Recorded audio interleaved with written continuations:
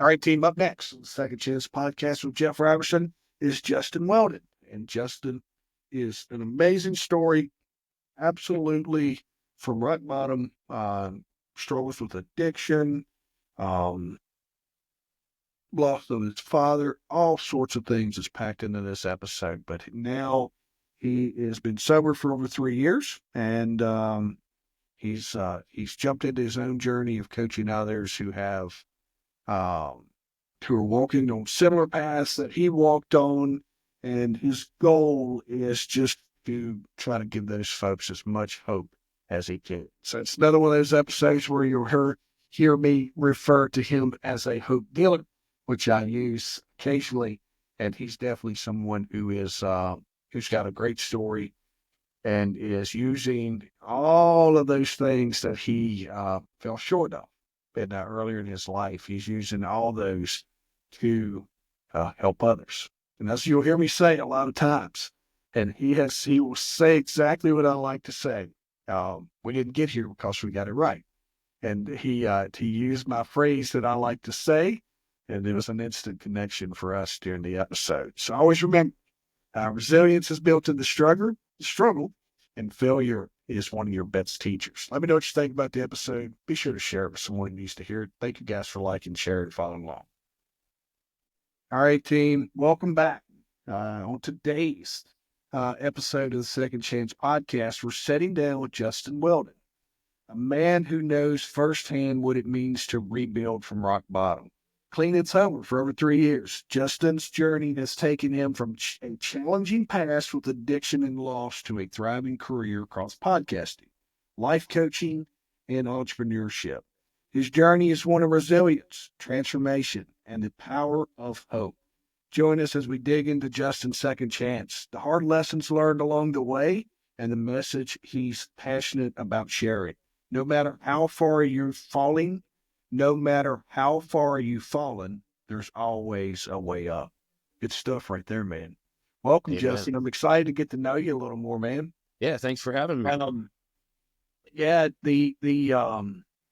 we were just chatting as we were getting going here, and I think like you're one of those guys, and it was talking about Patrick Casey. There's a couple guys I talked with. I'm like, we're not going to cover this in an hour, right? Or 30. Yeah, we're not going to cover. I feel like we're going to scratch the surface because of my background and kind of knowing some of the struggles you've went through, and then just learning more about you. But take us back. We're going to talk a lot about addiction here, but take us back to that turning point when you decided to get clean. And Justin, was there a moment or event that made you realize it was time for a change, or what did that look like for you? Yeah, so there was a couple events all wrapped into one. I had started drinking and using at a young age, and I just went through all kinds of stuff throughout my life. And so my turning point came, I was 35. Like I said, it was a whirlwind. I went on vacation in Vegas. I ended up finding out I was a type 1 diabetic. I went into a coma. I got arrested for, what did they call it? Public nuisance or something. Yeah. I was basically in a state of a coma, a walking coma. Had no idea I was that type 1 diabetic. So that was something that kicked it off a little. At that time, I was actually facing a case where I was at a casino and I had got into it with somebody. That was kind of one of the things that seemed unfair, because that event I was kind of sticking up for somebody else who was, I was defending someone. And we'll probably talk about how all this kind of cleared up for me later on. So I was facing 5 years in prison for an assault. Then I had the coma, and I was facing a case in Vegas, which I had to go back for. And then I had a DWI I was facing at the time too. So I was looking at a total of 7 years being locked up.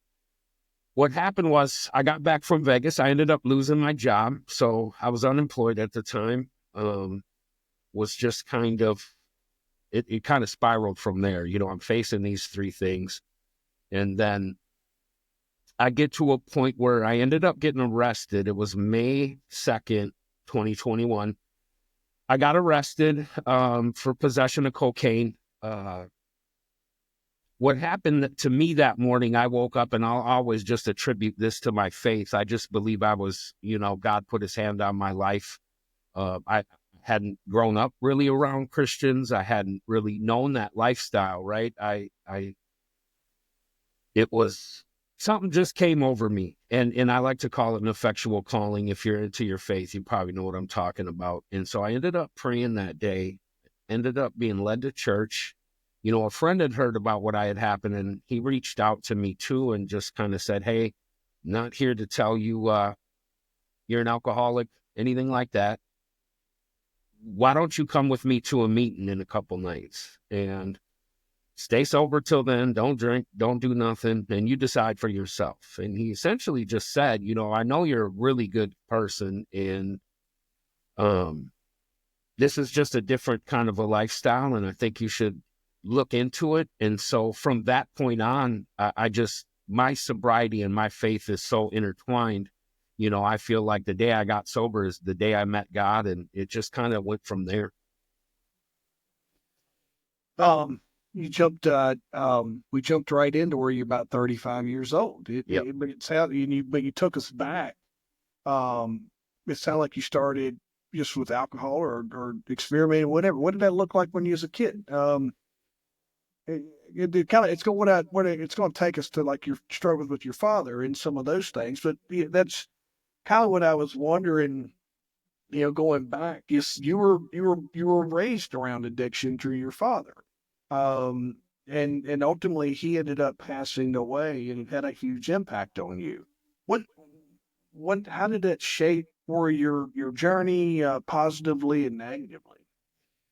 Yeah. So I do believe that we all have a purpose, and everything we've gone through, we're meant to go through that, and we're supposed to use that as a tool to help anybody we can. So for me, not having a male role model at a young age is, to me, I mean, just the statistics behind what happens to men who don't have a father that's in their life. And, I don't want to say he wasn't in my life, because he was, but he was in and out of jail treatment. He did some prison time.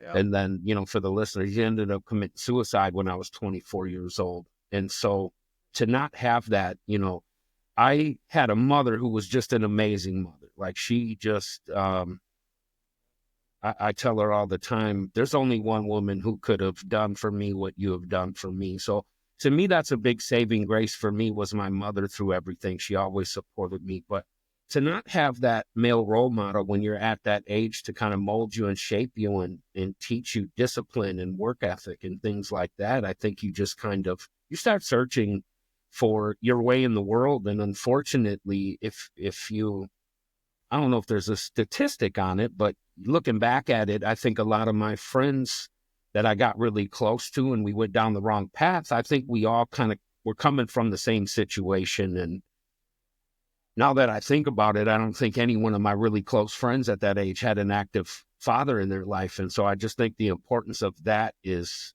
really key to some of the decisions you make. I don't know that you need statistics to back up. You have firsthand experience. Yeah, definitely. Right. My reckless behaviors came from, I had a kind of a dad there, right? But I struggled. That's, up to a point where I'm like, why don't my dad want to have anything to do with me? So you're right. You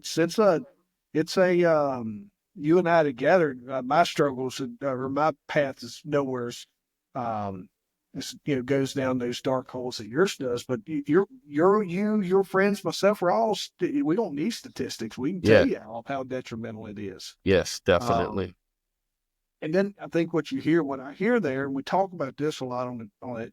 The podcast is about second chances. That might be business, whatever, but this is where we go a lot. And because it's, you got a second chance in life, but you'll hear us talk about those people you're surrounding, and you're attracted into your life just more like-minded individuals that wanted to be around you because similar upbringing, similarities, and y'all are enabling and doing destructive and reckless behaviors together.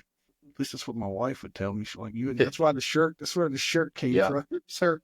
Yeah, Yeah, I mean, it's trauma bonding, you know, Yeah. you're kind of searching for the same thing. You're going through the same thing. And now you have a bunch of kind of broken young men who are trying to find their way in the world. And, you know, without any good guidance to figure it out, I mean, you're gonna look to soothe yourself in ways that are unhealthy because you just don't know how to process the world in a healthy manner, you know. And it's that you see that just through your influences of that the lifestyle or that recklessness that comes through there. You're able to hide a lot of your probably what could maybe be some emotions that you're struggling to deal with. They hide those emotions hide behind that bottle or that 12 pack or right. It's Yep. you're able to it empowers you not to be able to deal with your emotions. The other thing we was talking about is police work, right? Here's the one thing I'll tell you about police work.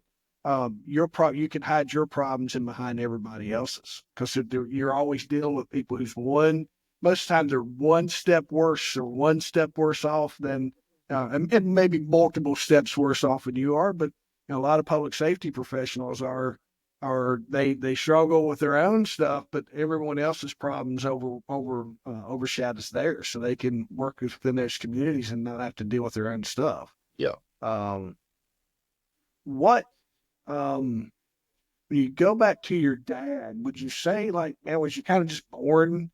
Was this when your first memories was there alcohol, was there addiction in place from an early age, or did that come on with him as time went on? So I do remember, you know, alcohol being a problem at a very young age, you know, and the Yeah. thing like with my dad is he was a very good man. He struggled and he had his addictions. And it wasn't until I was a little bit older where I realized there was drug use going on. You know, I think my mom did a good job of trying to shelter that from us, you know, but Yeah. when your dad's not coming home for, you know, an entire weekend, and, you know, you get to an age where you start to kind of put two and two together and Yeah. realize, you know, something's not right here. And You mentioned that you had no faith in God. How has your relationship with faith evolved throughout your journey to sobriety and success? I attribute everything to my faith. I attribute everything to what God did for me, where he pulled me out of. And, you know, I think it just gives you a whole new lens on life. And everything for me is tied up into my faith. And I don't think I'd be where I'm at without it. And I believe, you know, I struggled for the first 6 months. I like to tell this story because I truly Yeah. believe that our hearts can change. You know, I think God can change us completely from the inside out. And, you know, I had been struggling. I knew I didn't want to drink. I knew I didn't want to party anymore. I knew I had to change my life. Like I really hit rock bottom, you know, that last time being arrested. That was my fourth case I had just picked up. And I kind of woke up and was just, my life is over. Like where can you go from here? Right. I mean, what you just seem so hopeless in that moment. And so to be able to be pulled out of that, and struggle, I struggled heavily for about 6 months on staying sober. Everybody I knew, you know, I live in a area where drinking is really a big pastime. Right. And so Yeah. everybody I know, it got lonely. Everybody was always going out drinking. I mean, you know, I'm at the age where everybody's either at home with their children, they got kids and a family, or they're out partying and out at the bar drinking. And so I struggled pretty heavily for 6 months. And had just got a new job, which again is another just grace from God moment, was the job that I had started. And so it was the night before Thanksgiving, and they kind of called everybody in and started drinking and passing around beers and shots. And they didn't really know my story at this point. I hadn't been at this job for not even a month at this point, I don't think. And so I felt really alienated and almost like I had a sign on my forehead, right? And so I remember leaving, and I had some errands to run that night, and I'm driving on kind of a country back road, and it just really hit me like how different, alienated, and broken I felt. And so I just kind of started praying really, really heavily. I know, God, I know I don't want to be that person. I don't want to live this lifestyle. I want to be normal. I just remember I kept praying for him to just take this away from me. And from that moment on, I have never, this might sound extreme, but I've never had the urge to drink or party or do drugs ever since that moment. So I do believe that your faith can deliver you from a lot of the afflictions we suffer from. And so to me, I just could never go back to not having that just deep faith. It really did save me from the afflictions that I used to have. Where you talked about your mom. My mom, I was in church when I was a kid, but I wasn't living. And looking back on it, I struggled just kind of just in that setting.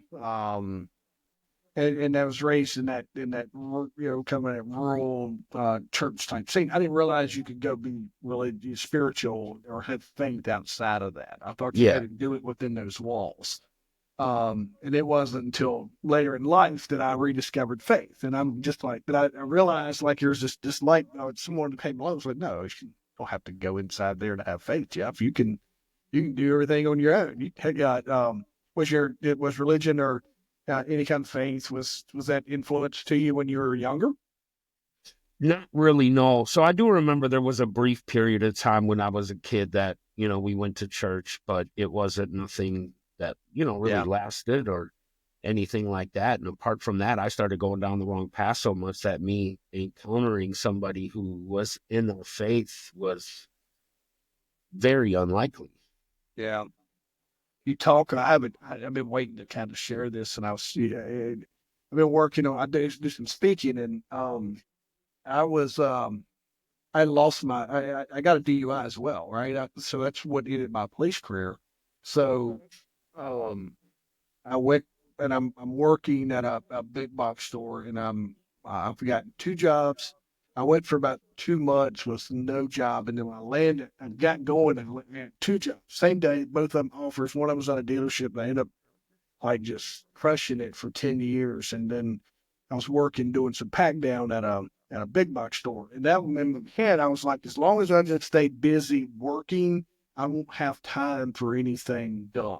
Right. So just stay focused, stay busy. Cause I'm one of those guys, like I just enjoy being busy, and I didn't manage my time. I didn't have wife, kids, all those things back then. Right. So one of my, I was working on this, and so I'm driving home. This little crappy car that I'm driving's got one headlight. I didn't have enough money. The switch was bad where it had set so long, so I had a company car.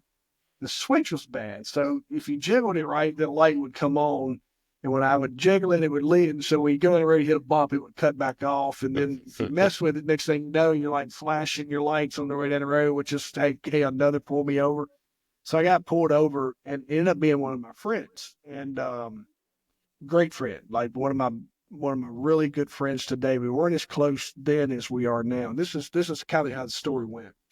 He pulls me over and he walks up and says, "Oh, hey man, what's up?" And I was like, "Good." He goes, "You ain't got light out." I'm like, "Yeah." And what he doesn't know, we talk about it now. I was so embarrassed and frustrated that I didn't have the money to buy that switch. Yeah. And I was just so like, oh, dude, if you only knew, right? I'm so mad at him. I'm mad at him for having to pull me over. I'm mad at my car. I'm mad at me. I'm just pissed off. And he left. When he left, he's like, "All right, go." I said, "The part's coming. I had to eBay it. It's on the way. It's here this date. I'll message you when I get it fixed." Um, and he was like, "Yeah, just as long as you're getting it fixed, we're good." And warning, and we went on our way. And he left me, and he goes about 10 miles. I'm working on the timeline in this. He goes 10 miles, and he's in a shootout. Like his next action after leaving me is he goes and gets into a shootout. And my story I'm working on is, faith had put me in a situation to where 10 minutes that I am that I'm in this situation in my life and this person here's in their situation, and the connector was him. Yeah. And then, so when I tell people, I'm like, I'm just fortunate that I could have easily been that guy. Right? I could have easily been that guy but my situation I had landed 2 jobs, and I had my purpose had starting to become back in my restored and working toward that end. Um, and I've been working on crafting that. And I just kind of wanted to share that with you when you were just talking about faith. Yep. And just like faith, listen, man, faith that night put me in a situation with one headlight at the and in one interaction, and then my friend goes and has this other interaction that's totally different and very, very. Someone left the world that night. Um, so, man, I tell you, when you get into the faith, it's crazy. And I'll lean back in one more time with you on that one. Was I knew that I needed to change, and I kept saying, "I got to change this. I got to change this. I got to change this." And I was like, "All right, I'm good. I'm good." And something would happen. I'm like, "All right, maybe this is good. All right." And finally, uh, we could say God, we could say faith, whatever. If you're a listener, don't put yourself in a box with this, but divine intervention set me Yep. on the path to where I am Yeah. today, because it changed it for me. It definitely did. But you also, I appreciate you letting me take a second of your time to tell you that part of my story, because I've been wanting to That's share what we're that. here for. Yeah, but we wanted to share that just because it helps me, especially with someone who's like, oh, this is faith. We're having this conversation on this, so you kind of get you get it, right? You're like, oh, yeah, I totally see how that's an intervention. You also dropped out of high school, Absolutely. right? Yep. You dropped out of high school, and that's often seen as a setback. How did you navigate the challenges that came with dropping out of high school, and then what drove you to keep moving forward?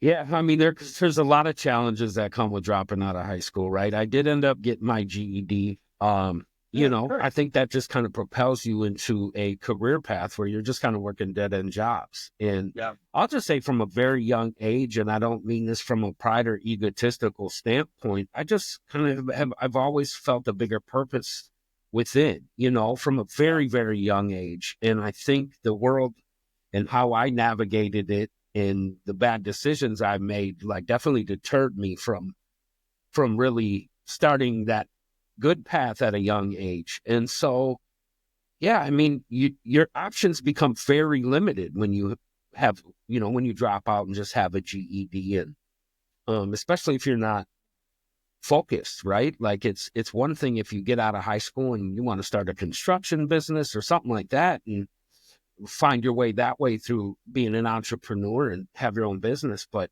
for me, I didn't even really work a job until I was, I think, about 24, 25. I mean, I worked odd jobs here and there, and, I'd go work somewhere for a month or two, but, I relatively, would peddle things for money, right? I mean, when you're in that lifestyle, you don't want to go work at a dead end job. And so it wasn't until I was about really 24, at 23, I was about 23, and I kind of started to work and have, what you would call a normal job. And so things just kind of progressed from me from there. I think, I ended up getting a really good opportunity, at a place I was at, and it ended up kind of progressing and getting me into supervising and management, and things kind of went from there. But it really didn't excel like I just, until after the whole getting sober and my faith thing, because, I convinced myself for a very long time that,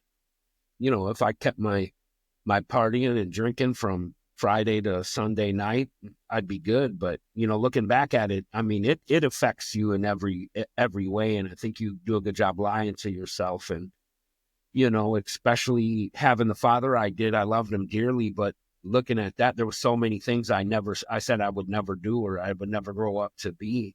And I think I lied to myself about having a problem for so long that, it came to a crash course at once. I mean, you talk about your divine intervention. Like, Yeah. I believe very heavily in divine timing, and nothing's a coincidence. And so that's kind of what it looked like for me. Powerful, dude. But here's what I heard. I want to know this part. You 23, 24, GED, and then immediately, I don't know how quick it was, but you start talking about supervision and leadership. Say you're not, right? Somewhere there's talent. There's a leader within that's recognized at a young age. So I know that a little bit of firsthand, because you had to lead yourself so much, right? Yeah. Yep. But I've that's never thought of that perspective. I like that. I've yeah. never thought of it like that. When you take chaos, it's hard to share it. It's easy for me to share it now. 50 years Yep. old. I tell a lot of folks the reason why this is my year of kind of. I just needed my kids to be old enough to process. Um, I need them. We openly communicate. There's sometimes I'll get ready to post something. I'll sit down with them and I'll say, "Hey, this is the story behind this post." My one of them is my grandfather was arrested for DUI on a tractor. One of the few in the state, probably one of the few in the U.S. Right? Yeah. Such a fun. It's comical as hell, but it's like my kids are also going to go to school, and there could be some ridicule, whatever. So I'm like, "Hey, this is the story. This is what happened." They were like, "Oh, you good, Dad?" I just needed them to get to the point where I was comfortable. But it's when you look at that, when you're leading yourself, and this was me, it was hard for me to share the chaos. So I had to learn how to really lead, take charge, make sure that, a little bit control freak maybe in a lot of ways because I wanted that responsibility because I had done so much that of leading myself in other ways. So this is times before YouTube where that education was where you had good mentors or whatever. So I just, but yeah, like when you do what you do, um, it's here's what you'll find is if you'll sit down and start thinking about thing that happened, lesson learned, how it applies to business and leadership or personal development, everything's there because you like Yep. and some of my best business and people that I worked with are drug dealers. Yep. Some of the best. They knew how to manage money. They knew how to manage labor. They had very organization collections. They were some of the absolute best. They could run Fortune 500 companies, Yep. hands down. They just wanted to do it the other way, right? So, Yeah, but you have to have leadership and be resourceful, right? When you're doing yeah, something like that. I mean, I've had some people that have contacted me and kind of it's good you're using that type of leadership for something good now, yeah, and I've gotten a lot of people say I always knew, you were meant to be a leader and all that, and it's good to see you're using it in the right light, yeah. I guess you would say. I think we also hit on it too. We're going to do what we're do part of the plan, right? It's Yep. all if you lean into that pretty hard, you're going to say that that's part of the plan and the process and what you were leading. But then now you have this opportunity. When I podcast this, I keep some notes here on. I've been speaking on growth, not always up, and failure is the best teacher, and resilience built in the struggle, and that's you. That's failure is your best teacher because you failed a lot in a lot of ways, but man, it's the lessons you learned and now the ability to share that story, and that's like just making those bridges so it's relatable. That's what most folks are looking for when it comes to speaking or Yep. teaching or um and when you've got a good backstory that me and you are like, oh man, nobody wants Yeah. to hear, but people do. They want to hear that story of overcoming. It gives them hope. And that's I told you about Patrick. You was talking to him last night. That's what you guys do, man. You give Patrick. We all give that hope that other people don't. And because not everybody lives the life that you've lived. Yeah. We talked about 7 years of pending. You got multiple charges. We have this. We have your intervention. You're getting ready, man. You're stepping into this new life of some first steps. What kind of transpired with your cases that were pending, and how did all that work out for you? That's one of my favorite parts of the story. Go ahead, um, man. So I do a little bit about what you said was one of my favorite sayings is I'm not here because I got it all right. I'm here The because I same. got it all Dude, I wrong. say that all the time. I ain't Yeah. here because I got it right, y'all. I taught yesterday, and I got up. First thing I said when I got up there, they said, they introduced me, and I said, all right, now, just so we understand, what I don't know, I make up, and I'm not here because I got it right. Yeah, exactly. Yeah, so that's one of my that's my motto right there. As far as the That's awesome. cases, I'll say this: I was in turmoil in every aspect of my life. Financially, I lost my job. Um,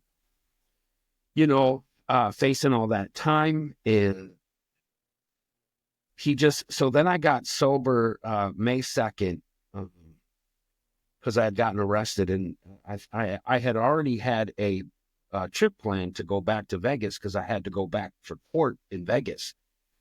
And so in my mind, I'm worried because I'm out on bond in Minnesota for the felony assault case that I had gotten.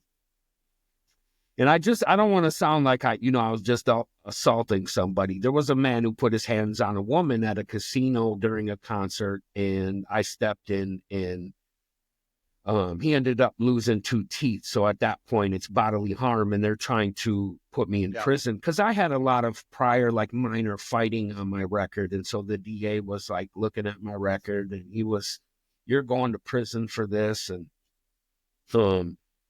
you would think at a casino there would be several cameras to back up my story. And so I can't find, because now I'm like, I'm going to trial. I'm not gonna accept a plea. He was like, I think the original plea deal was to serve 2 years in prison of 5 beyond probation for 3. And I was just like, I'm not, of all the things I've done wrong in my life, I'm not going to prison for sticking up for a woman who had her hands put on her.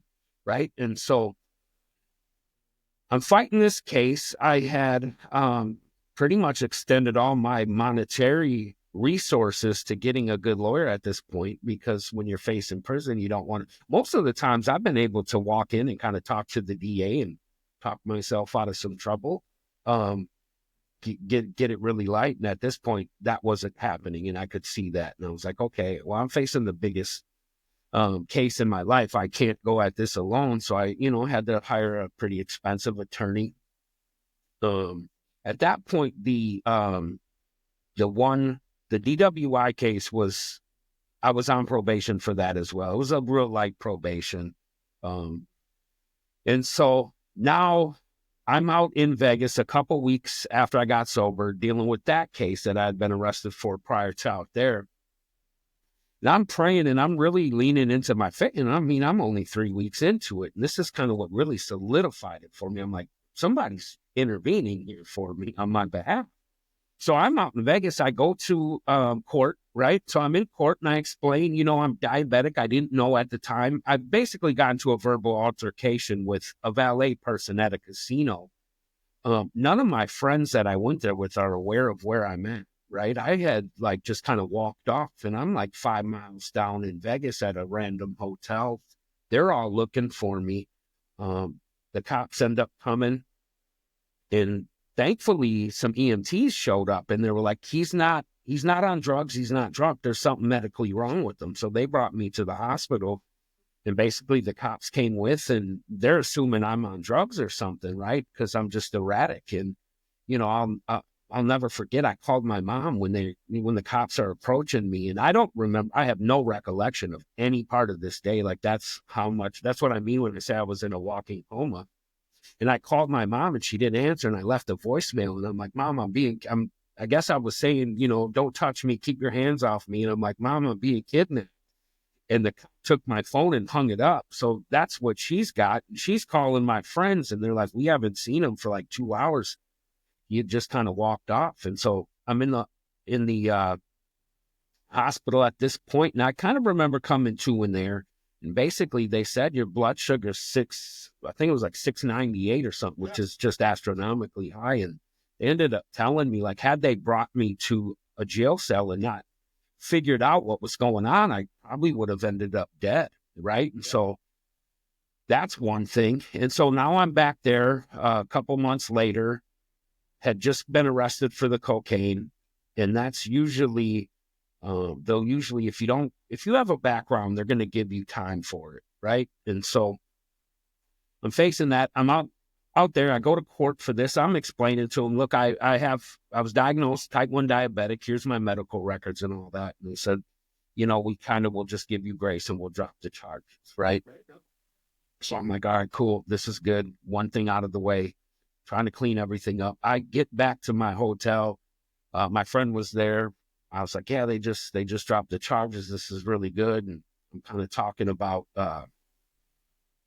what I need to happen next. And so I start praying. I go to the bathroom and start praying. And I don't like to say this out loud, but I was kind of just nervous about my faith, right? Because I know nobody around me ever talks about God or Jesus or nothing. And so I'm like, God, I got to go in the bathroom and pray.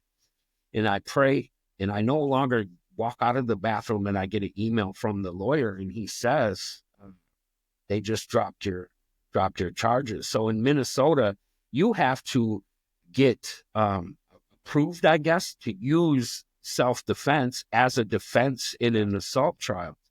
And so I had, I was for weeks and weeks, I was scouring the videos that I had gotten. Because at this point, they turn all the evidence over to you, right? And so I'm just looking in where I punched the guy. It was, where he grabbed a girl by her hair and threw her into a chair. Right. And this was after, several times he had swung at me several times and I never kind of fought back or nothing. And so I'm like just looking for these videos, and it was literally in a blind spot where he had grabbed this girl and threw her into a chair. So I'm like, I just don't have any defense here. And I ended up finding, I just attribute everything to God. I found a video where you can just at the bottom left of the security camera, you can see a woman and have curly hair, and you can see a guy grabbing her and throwing her out of frame. And then you can see another frame where she lands into the chair, but he was in the blind spot, so you don't necessarily see him doing this. And so once I found that and sent it to the lawyer, they basically ended up dropping the charges. And at this point, I was fighting that case for like 2 years at that point. And so to go to Vegas and get all that cleaned up, and I go and I pray and I walk out of the bathroom, and I literally looked at my phone, and it was an email from my lawyer. I clicked it, and he said, I have really good news. They've decided to drop all the charges on you. Because the guy that did it, they charged him with assault as well. And, he was staying in contact with the DA saying, I want this guy, I want him to serve some time. And it's like, I just kind of decided at that point to keep my heart clear of, wanting any sort of vengeance or retaliation on that. Because in my mind, I'm like, man, you were drunk out of your mind putting your hand on a woman. Like, what do you expect? And so luckily in the state of Minnesota, you're in the state of Minnesota, you are required to make every escape you can from having to defend yourself. But you are allowed to defend somebody else who is being assaulted. And so that was the saving grace that was the key to the whole thing. And to finally come into my faith and find that video it was amazing. And I think God is very intimate with the details in our stories and how he's going to use those for us to help others. A lot of second chances rolled up into some moments there, man. Last lot of. All right, so you got your Vegas, your disorderly conduct. Most states are operate on that same self-defense thing. Virginia's very, very similar to what you're talking about by those rules. So we got that one rolled up, and then you had a DUI or DWI pending, right? Yep. So you got 2 of the 3. So how did that one wind out?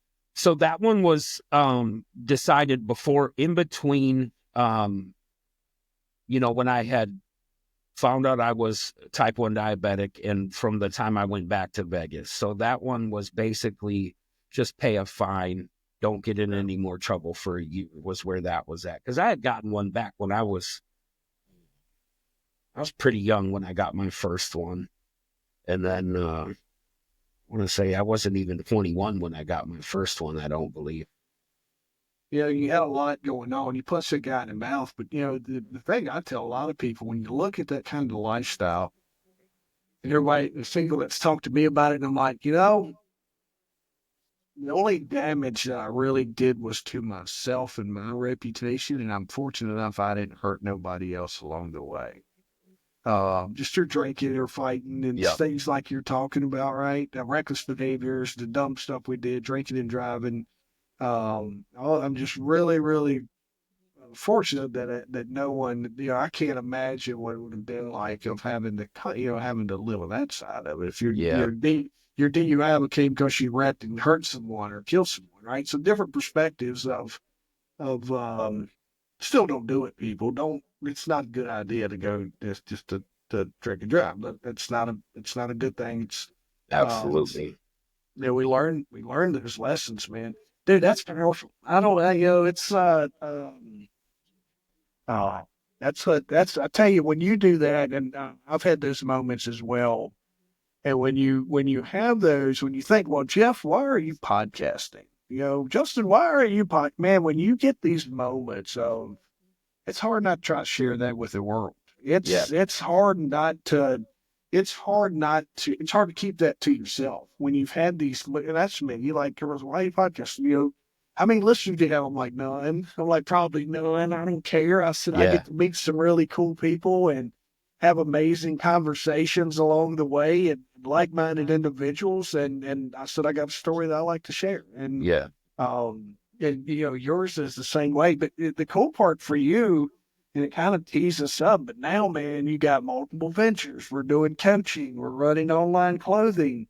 You know, how'd you find your passion for these paths? And coaching's probably easy, right? We're just teaching on our failures. But Yeah. how did you find your passion for your clothing and your paths? And you know, what's driving you?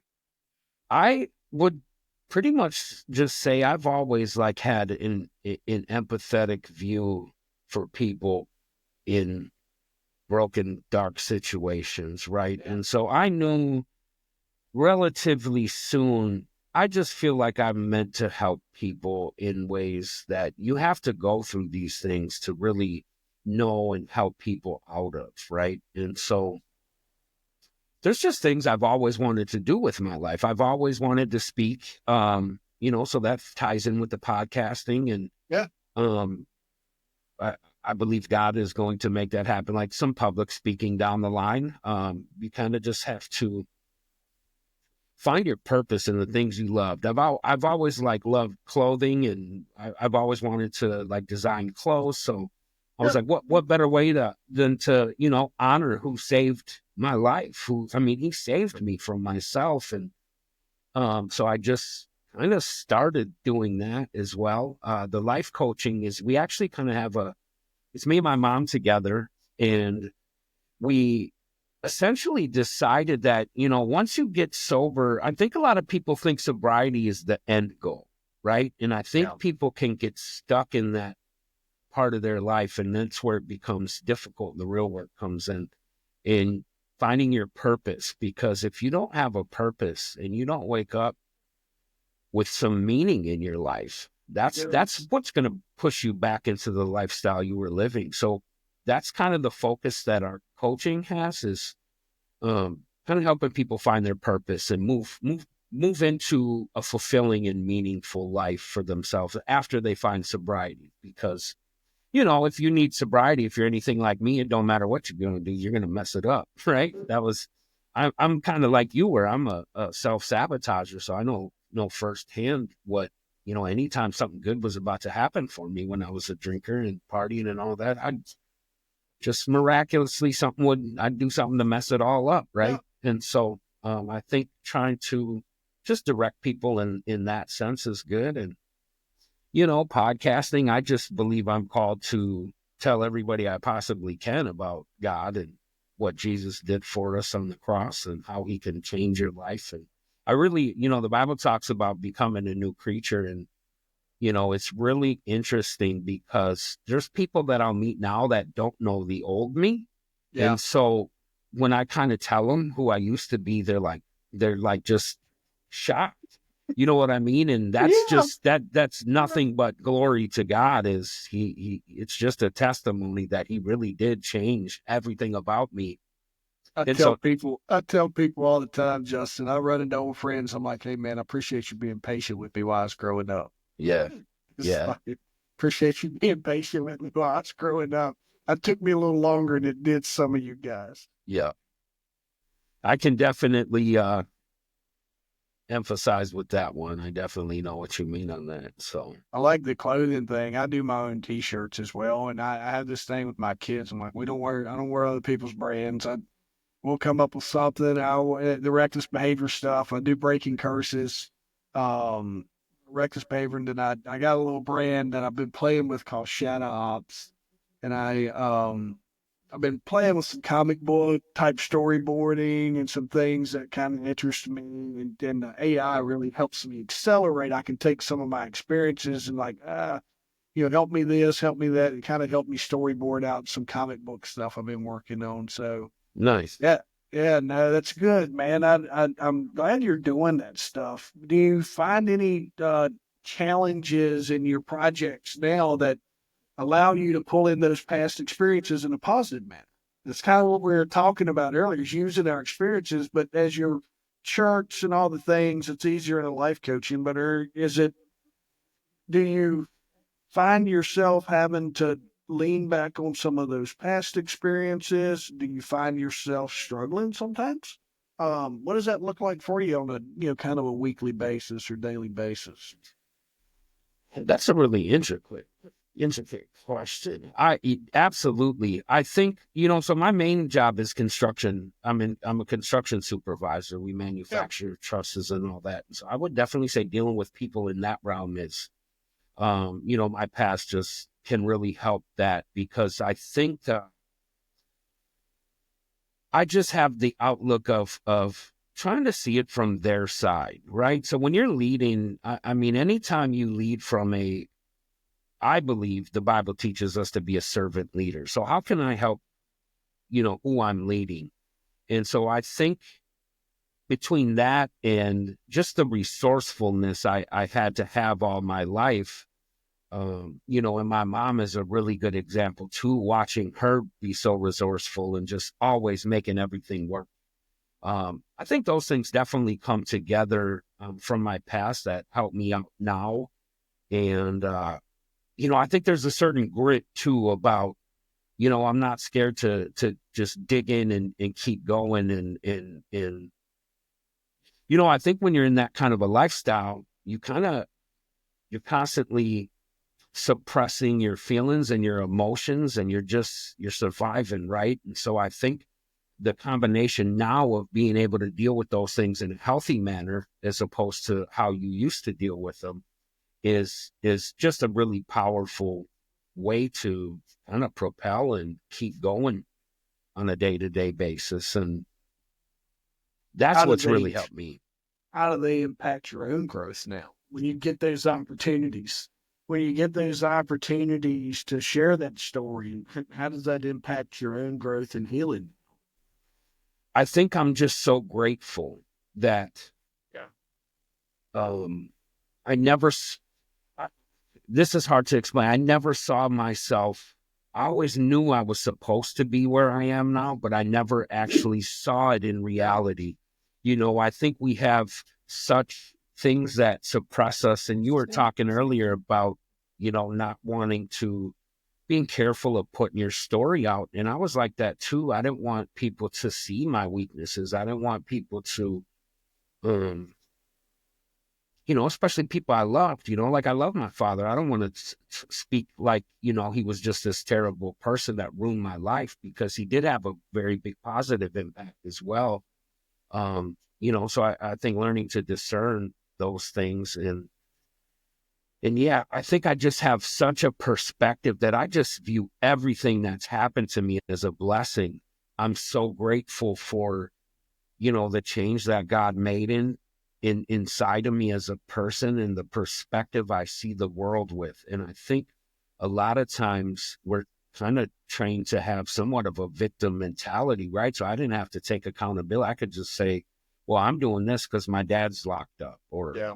I'm doing this because he's in prison. So just the shift in perspective on all that and actually being grateful, it really shifts your heart and how you see the world. I used to be very kind of materialistic, right? So when you kind of come from where you come from, you want nice things, right? And so even stuff like that, like it just, your entire perspective shifts.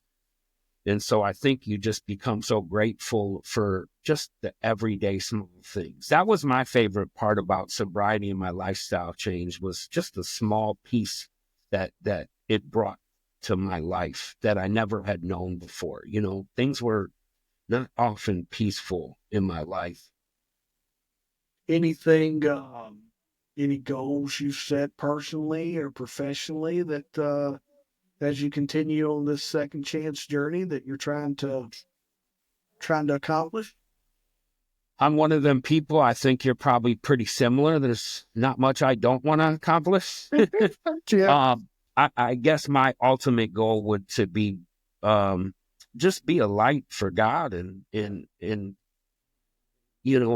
don't know how my biggest goal couldn't be to get people to see, especially young men, get young men to see there's a different way, there's a different life. Your circumstances you come from, that's not a cage, that's not a prison, that can help you, right? And so if I can reach anybody, then my goal would definitely be to take who I used to be and have an impact on their life and get them to see things differently younger than I did, right? So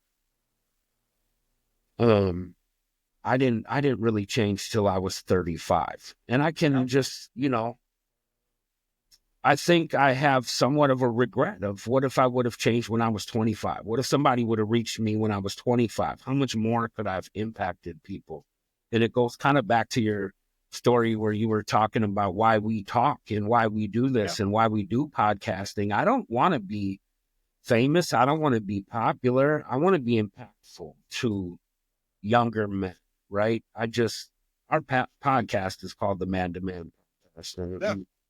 That's essentially our focus is God, faith, and what that looks like for being a man, and however we can help anybody that's, kind of on their own and don't have that male guidance to look up to. Yeah.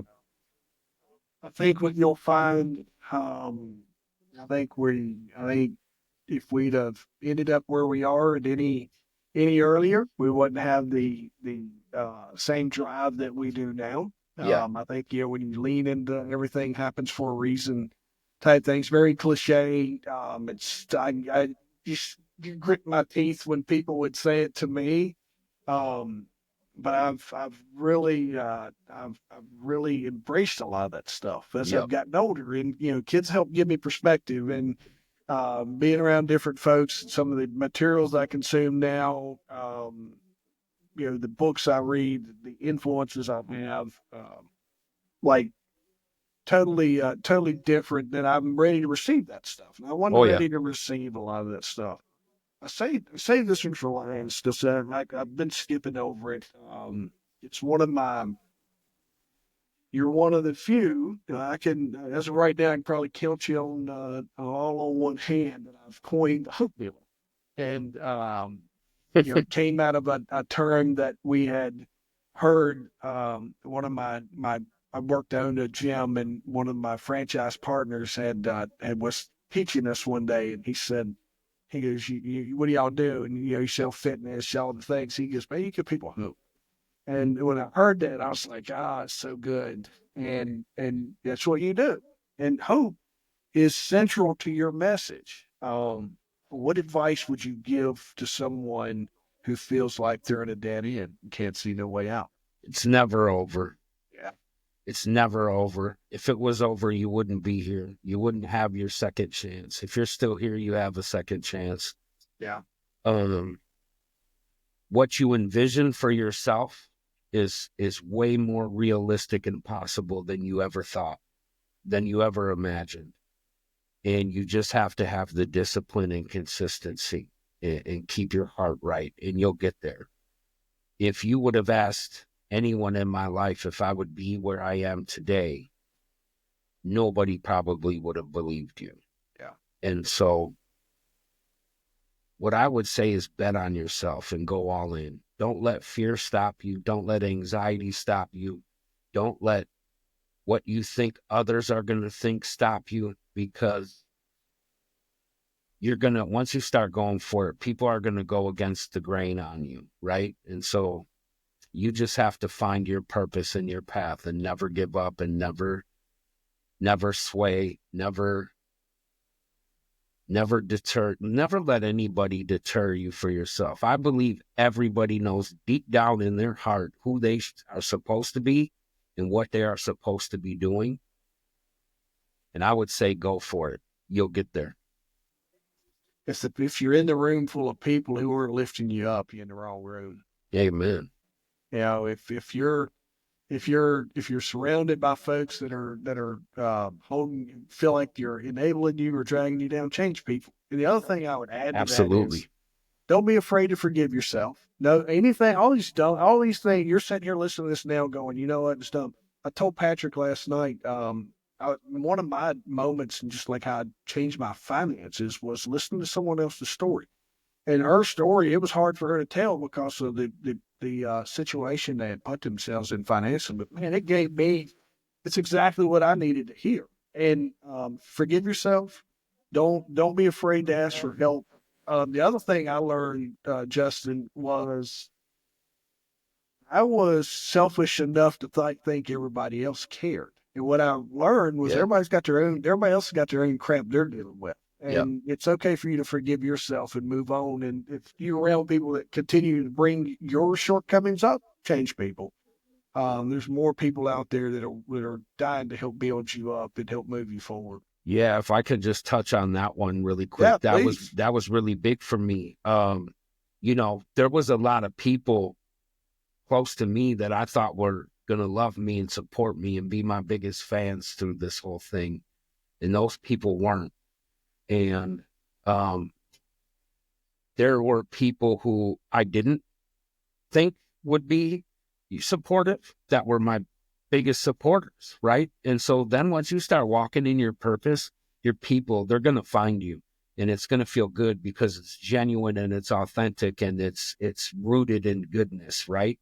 And so you are going to encounter both. And it is a struggle, you know, when you love and care for somebody and they kind of don't like seeing you doing good. It's something you'll struggle with. But then you're going to start, I had no idea this person had that affection for me, was going to be supportive. And then you'll find strangers who are, you know, I have some people who just like don't stop supporting me that were complete strangers before, and they see the goodness of what you're doing and the path that you're walking on, and your people are going to find you. So don't give up, and don't let the people who don't let them detach you from your purpose. And you can find Justin at livingtruecoaching.com and connect with him on Instagram at jmweldon86. Anything else? Or any other platforms, anywhere else that you'd like to put out there that we can share with the audience? Are you going to get mad if I plug my clothing line in when you got one? No. Tell me, you got show me. So you got a sample? Pull me up. You got something you can show us? I have my camera's all messed up, but that's kind of the brand and the logo right there.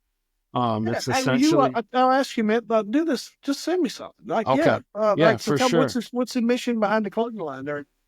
Just to get Jesus out there. You know, Yeah. Jesus. I love Jesus. He changed my life, and I wanted to do something that honored him. And I think what he did for us on the cross was very powerful. So thekingclothing.com is the website, and then I do have my own podcast YouTube channel. It's the Man to Man Podcast. Yeah. I always forget the Man to Man Podcast at YouTube. So any likes and subscribes would be appreciated. And we do a Bible study on there as well as a podcast between men, just discussing our faith and how to live in the world. And drop me. If I don't think those links were on the the stuff that I got ahead on your clothing stuff. I got the couple that I plugged in here. I got your YouTube.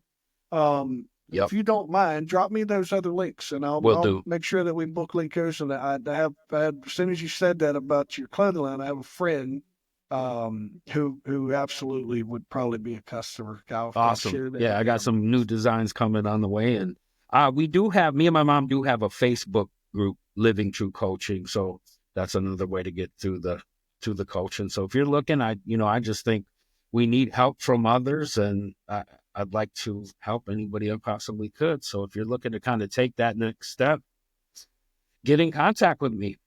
Yeah, no, I think you should, folks. This has been a powerful one. Coming up on top of the hour.